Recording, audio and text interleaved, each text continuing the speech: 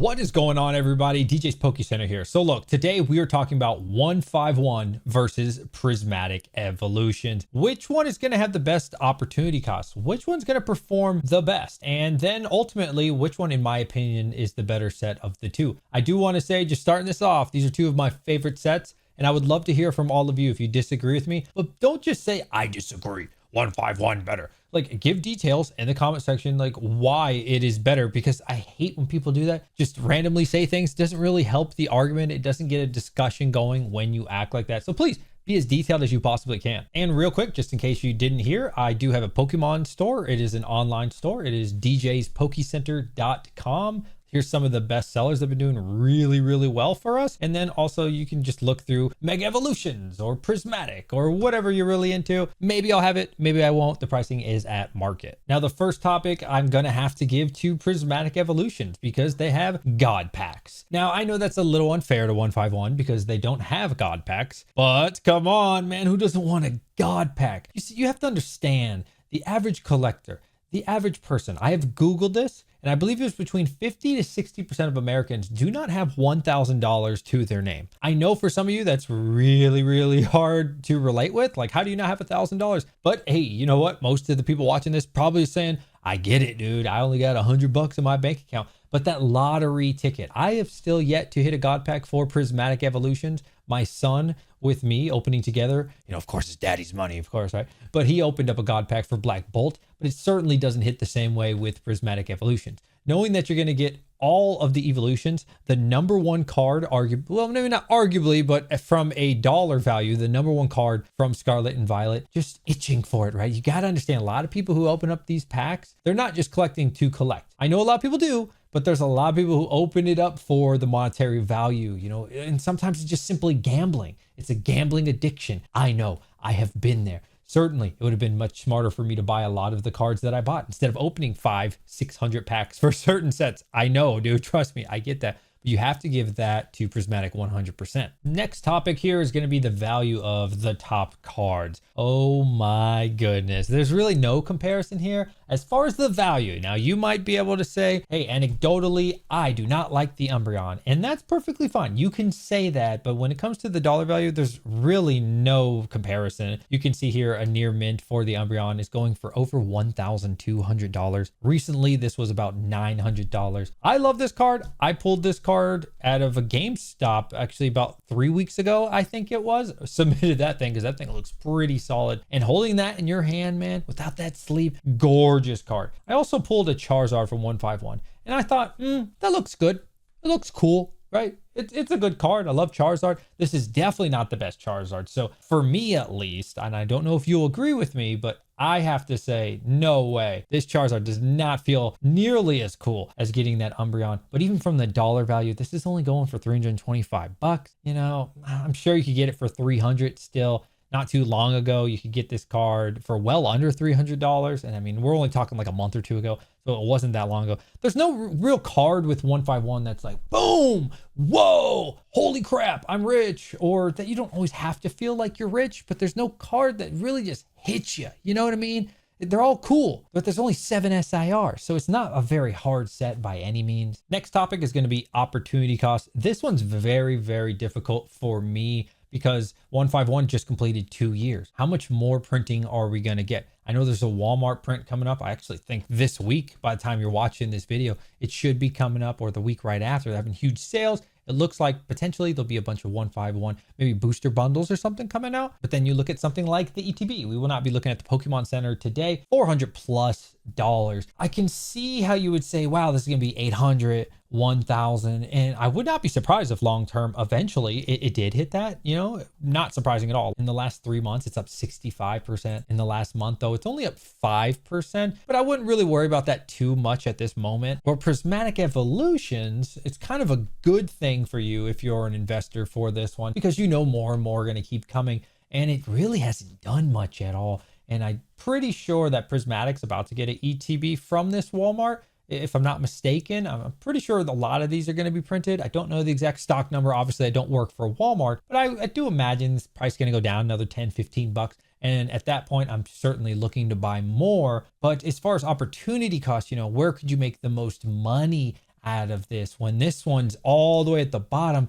at basically $90 for the last 3 months or so, even at $136. I don't think it's a terrible buy. Obviously not the best buy it's ever been, but it's at the bottom stages, which is really great, and I think for sure this one's going to go to 150, 200. And if it ever went to 1,000, which you never know, man, 5-10 years from now, I wouldn't be surprised if this sucker went to $1,000. Just the rate of return, I would expect to be a lot more from Prismatic at this stage in the game. So it is a little unfair to compare the two since they're 2 different stages. Now, if you would have asked me 151 a year ago, oh yeah, definitely. I'd be okay, maybe 151 would outperform Prismatic. But at this moment, I don't see that long term. Where again, I'm not talking 6 months or a year or something, but I think for sure if you land your money in Prismatic, it's going to be a lot better. Now let's talk about the fun factor. Oh my goodness. Prismatic is not a very fun set for me. I have definitely spent way too much on Prismatic Evolution. Didn't matter. I've opened countless ETBs, stupid amount of Sam's Club, paid market for most of my Prismatic that I have opened packs. It didn't matter what it was.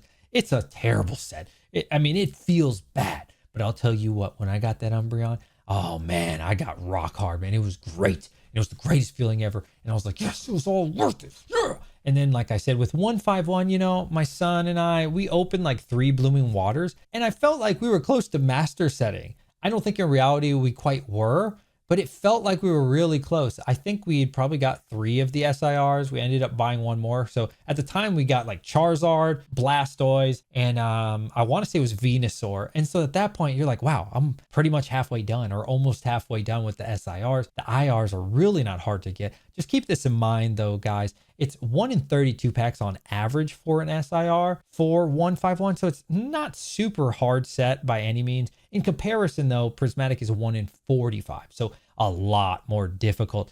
Now also do consider that there are 32 SIRs for Prismatic Evolutions. So it's a huge set. There's always something good to get, which is weird because you really don't seem to get anything good. So it's a much more difficult set to complete 100% without question. Now, there aren't a lot of people who are into hyper rares, special rares, whichever, we're looking at. But today that would be for 151, a 1 in 51 packs. So pretty hard to get, but people don't care about it. Prismatic Evolutions though, only 1 in 180.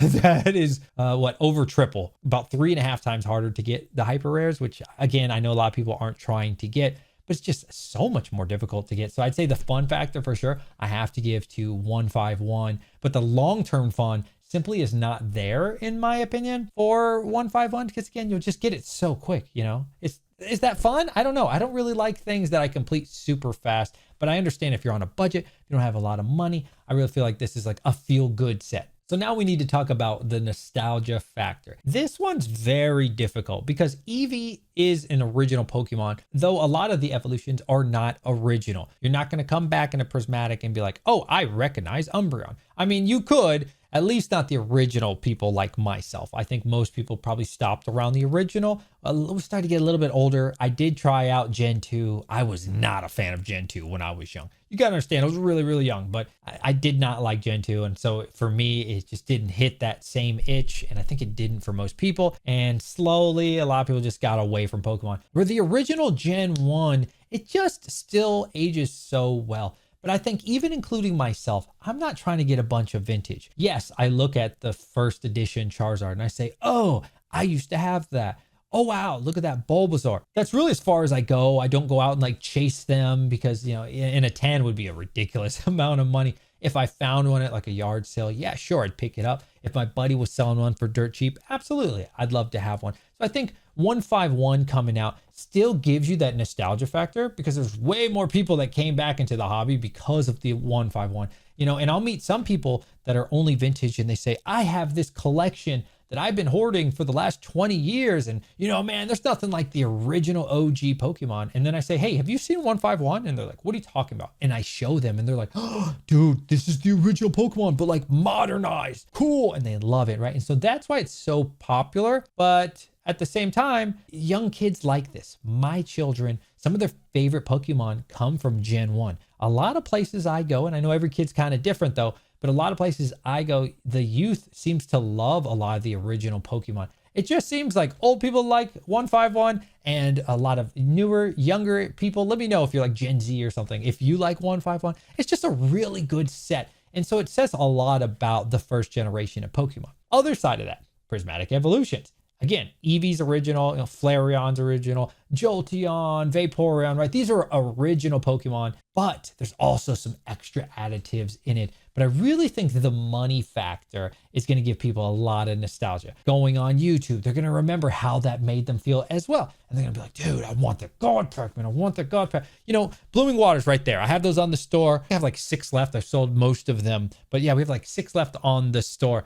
I don't think you're going to be like looking at your Blooming Waters or your ETB from 151 and just like contemplate, should I open this? Should I open this? Probably not, because like the best card you're going to get, Blooming Waters, I think market right now is like 180, maybe 185 shipped, something like that. So you're not going to look at that and wonder, should I get a Charizard, right? Because at best it's going to be worth like $330 if you get it in near mint. So it's not like, wow, I have to get that. It's more like, that's gorgeous that it's sitting there on my shelf. Right? It's kind of a different feeling. But on the other hand, some of these, right? These prismatic ETBs, you might be looking at that and you're like, damn, I could potentially get $1,000 card there. Oh man, or I could get a God Pack, right? What's a God Pack worth? Like $4 or $5 grand or something? Something ridiculous like that. Or, there's just so many things that go through your mind, right? The gambler, like what's really truly in there? With 151, you're like, I kind of know what could be in there, best case scenario, and it's really not worth it for most people, I would think. It's just a cool looking ETB or a cool looking Blooming Waters or something like that, but there's not going to be a massive reward for you. Even if this sucker 2Xs, which I wouldn't be surprised if it did very long term, Charizard goes to 700 raw, maybe 1,000 10 years from now or something. Yeah, I could see that. Absolutely, I could see that. But what will Umbreon be at that point? The number one Pokemon, arguably, at least from a money viewpoint, 10 years from now. Oh, baby, who knows what that sucker is going to be worse than a PSA 10 or something. Assuming that we don't have a bear market at that point, I don't see any reason why 151 would have better nostalgia. But then again, it also has 151 Pokemon. So I don't know how I feel nostalgia. I'd probably give it to 151 overall. I think for me personally, it would be Prismatic, but I think overall, your average Timmy, your average user, your average collector, your average person is going to appreciate 151 Pokemon rather than like the evolutions, which for me are cooler, but I get it. I get it 100%. If you made it to the end of the video, I want you to put in #yellow. #yellow. That helps me weed out the trolls. It's just something I like doing, been doing for years now. Catch you guys on the next one. Road to 500 subscribers. Like I said, check us out at djspokecenter.com. I'll put a link in the description below, and I'll catch you guys on the next one. Peace.